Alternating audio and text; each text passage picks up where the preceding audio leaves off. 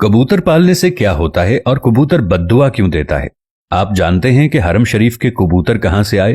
रौदाए रसूल सल्लल्लाहु अलैहि वसल्लम के कबूतर अचानक मरने क्यों लगे थे? क्या कबूतर की बीट पाक है या नापाक? कबूतर का गोश्त खाना जायज है या नाजायज? अगर कोई शख्स ख्वाब में कबूतर देखे तो इसकी ताबीर क्या होगी? हमारी आज की वीडियो का मौजू यही होगा और आज हम आपके साथ कबूतर के हवाले से इंतहाई हैरत अंगेज मालूमात शेयर करने जा रहे हैं।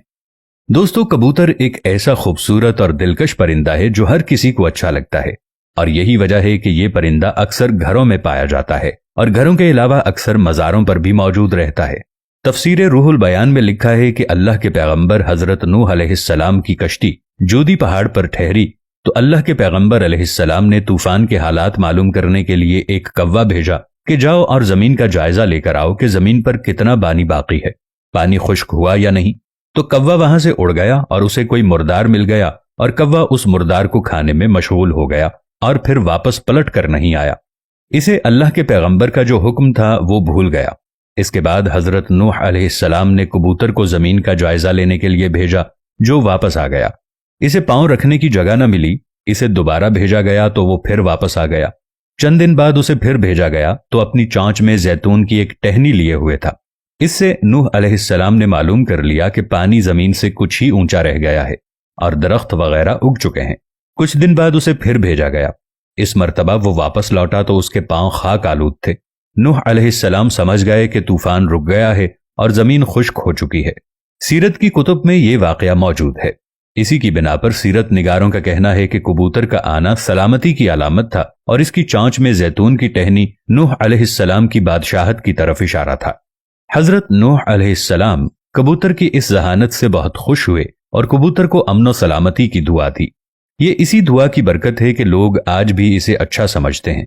यही वजह है कि कबूतर इंसानी आबादी से मानूस है और कौवे को खौफ की बद्दुआ दी।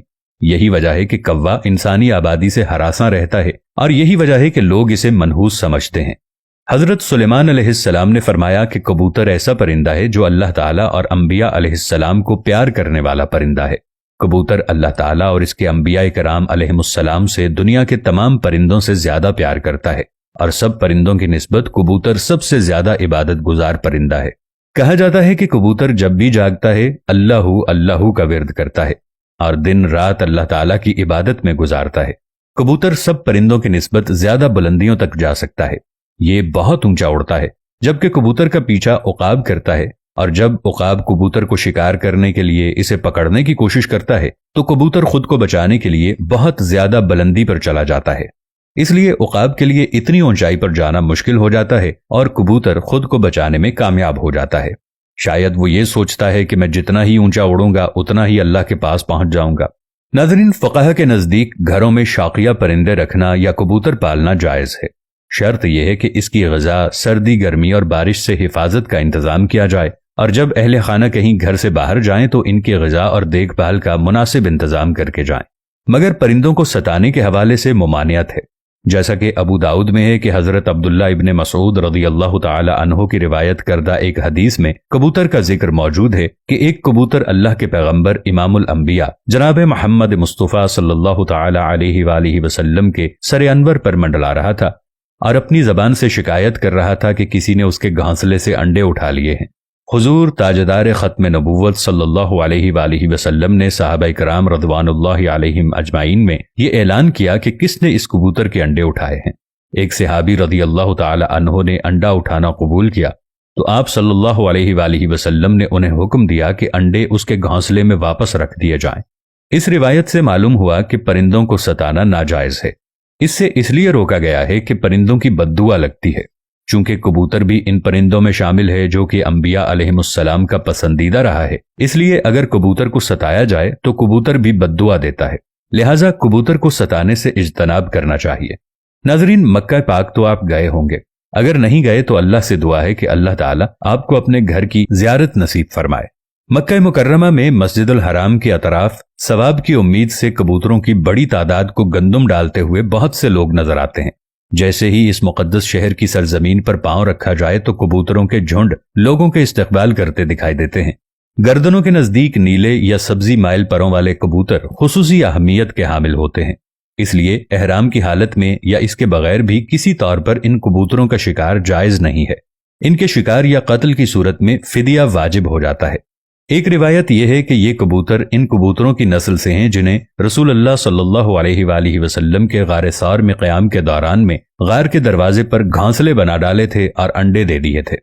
ایک دوسری روایت کے مطابق حرم مکہ کے کبوتروں کی نسل کا تعلق ان ابابیل پرندوں سے ہے جو سمندر کی جانب سے آئے تھے اور انہوں نے اپنے پنجے میں پتھر اور کنکریاں تھام رکھی تھیں تاکہ بیت اللہ کو منہدم کرنے کے ارادے سے آنے والے یمن کے بادشاہ کو باز رکھا جائے، کیونکہ وہ بیت اللہ کو منہدم کرنے کی نیت سے آیا تھا۔ یمن کے بادشاہ سے مراد یعنی حبشہ کا بادشاہ، جسے آج کل ایتھوپیا کہا جاتا ہے۔ ایتھوپیا کا پرانا نام حبشہ ہے۔